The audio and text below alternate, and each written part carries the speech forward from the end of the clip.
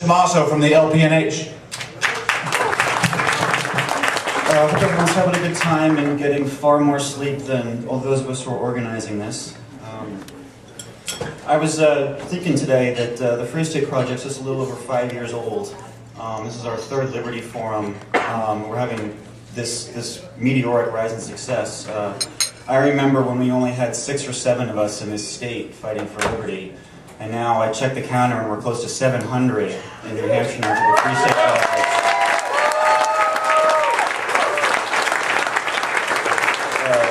Those of us who are natives and welcome you, thank you from the bottom of our hearts, because believe me, the fight is not over yet and we need all the help we can get. Speaking of the fight, Mary Ruwart is probably a woman who doesn't need a lot of any introduction to the crowd, but for the 3 or 4 of you who might not know who she is a woman who has talked the talk and walked the walk. She's run for office, the state and federal level. She even ran for the Board of Education. Could you imagine Mary Ruwart on a Board of Education? And her most recent run for office was she competed for the LP presidential nomination. And a little trivia fact, some of you may not know, New Hampshire pledged the very first delegate to that convention for Mary Ruwart. The topic of Mary's speech tonight is the deadly secrets about soaring pharmaceutical prices. She has worked for 25 years in medical research, 19 of those with Upjohn, specifically on pharmaceutical research. So she definitely knows her stuff, and I think that's all I really need to say. So, Mary Ruwart, everybody.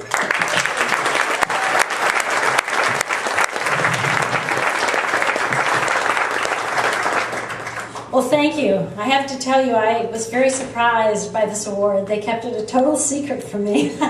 Until they announced my name, I wasn't... Yeah. I didn't even expect it. So I want to thank you all for your votes. And, well, I'm just thrilled. What can I say? So today, my topic, of course, is deadly secrets behind soaring pharmaceutical prices. But everything I'm going to say about pharmaceutical prices applies to the entire medical sector. It's just that we can see it a little more clearly with pharmaceuticals. So if I could have the first slide, I'm going to talk to you about what it is I'm going to say today. You know, and I have a little bit of trouble reading from here, so basically what I'm going to show you in the next half hour is that pharmaceutical regulations account for about 80% or even more of the current pharmaceutical prices that you pay when you go to the drugstore. These regulations, although they were passed to make drugs safer, have actually made them less safe. And they have really slashed innovation. This is probably one of their biggest problems, in addition to slashing prevention, which we'll talk about a little later. And there's been a number of other things too. You know, basically about 20% of the US population that have died since 1962 when these regulations were passed were probably adversely affected. Their lives were shortened by these regulations. And so, as you can see, they've probably, as you might imagine when you start thinking about this, they've probably doubled the healthcare costs because it's much cheaper to take a pill than it is to go to the hospital. And they've really made healthcare rationing a necessity. We'll talk a little more about that later on. And of course, as in every situation when you regulate business, you create a cartel, and that's true in the pharmaceutical industry as well. Now on the next slide, you'll see that basically the changes that created all of this happened in 1962, the Kefauver-Harris amendments. And you go and click right down the whole list there. These amendments were supposed to address the idea of effectiveness. Prior to their passage, you only had to show that a drug was safe for its intended use before you could market it. You didn't have to show that it worked. But a lot of other things happened too. The FDA dictated how you had to do your animal testing and how much. And it also required an employee to sign off on the approval, so there was somebody to point to if something went wrong. Whereas before, if no FDA employee objected, basically the drug could go on the market. And in addition, the FDA got the ability to tell manufacturers how they could advertise their drug and how they could label their drug. And that's why when you look on television, you see these ads for the drug companies, you see this big laundry list of side effects because that's FDA mandated. And finally, FDA had oversight of manufacturing. Before these laws were passed, basically, unless somebody lied about what they put in it, the FDA couldn't do anything. One of the first things the FDA did when these laws were passed is they put 50% of the manufacturers out of business for manufacturer violations, which simply meant not that the drug was not there or not in the right amount, but that the FDA didn't like the way manufacturers documented their process. Now, one of the interesting things about this whole thing, as you can see in the next slide, is this emphasis on effectiveness, which is how most people actually know about the Kefauver-Harris amendments. But you know, drug effectiveness is very difficult. I mean, does it have to be effective in everyone to be considered effective, or most of the time, or sometimes? And is it effective on its own, or do you have to compare it with placebo? In the next slide, you'll see this little cartoon. It's a fake. I can't see the top. It says, FDA approved sale of prescription placebo. Now, this is a fake drug ad, okay?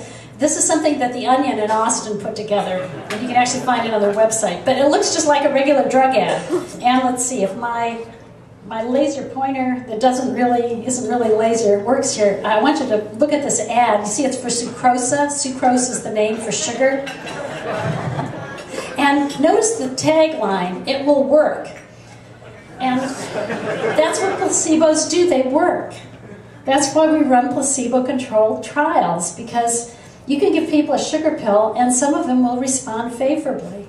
So there's really no such thing as a drug that isn't effective, and there's no such thing as false hope, because the placebo effect is a real effect. We just don't understand it, so we don't talk about it much.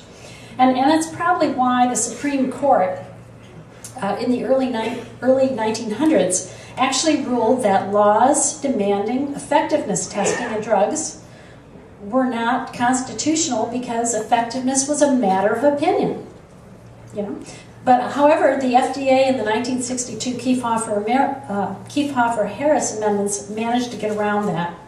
Now this created some problems as shown in the next slide, and the biggest problem it created was that it increased the development time of drugs from 4.5 years, as seen in the light blue squares, which is what it was in the 60s, or I'm sorry, what it was prior to the 60s. And then as you see these dark red squares, you can see that every year the development time went up and up, because basically this was a blanket charge for the FDA. They could increase regulations every time, and the drug companies couldn't even sue, because the Upjohn company, the one I worked for prior to the time I joined it, actually tried to take the FDA to court and say, hey, you can't impose these regulations willy-nilly. There has to be some system here.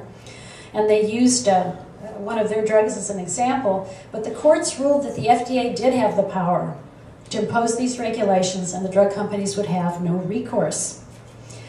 So that really gave the FDA carte blanche, and every year they increased the regulations. Why? Because if anything goes wrong with a drug, and every single drug has a side effect of some sort, and Congress's attention is focused on that side effect, guess who has to come and defend themselves? The FDA. So they're really in a bad place. They can't approve a drug that's both safe and effective, because there's no such thing as a drug that's totally safe, and there's no such thing as a drug that's totally effective. So, they stick their neck out every time they approve a drug, so they keep delaying the approvals. And that's what protects them. Now, on the next slide, you might imagine that some people just couldn't wait that extra 10 years. And that was the AIDS community. So they basically opted out, and they did it totally illegally, and they were not stopped. What they did is they started bringing back drugs from overseas, because at that point in time, our FDA was so strict compared to Europe that they could go over to Europe and get the new drugs and bring them back and hopefully be able to treat themselves. But the customs officials would take them away. Well, finally, when this came to light, the FDA commissioner at the time, Frank Young, said, we're not going to be like the Gestapo and go into people's homes and take their drugs away. So he allowed patients, Americans, to go overseas and bring back enough for their own personal use. And he didn't last long at the FDA after that, as you might imagine. And this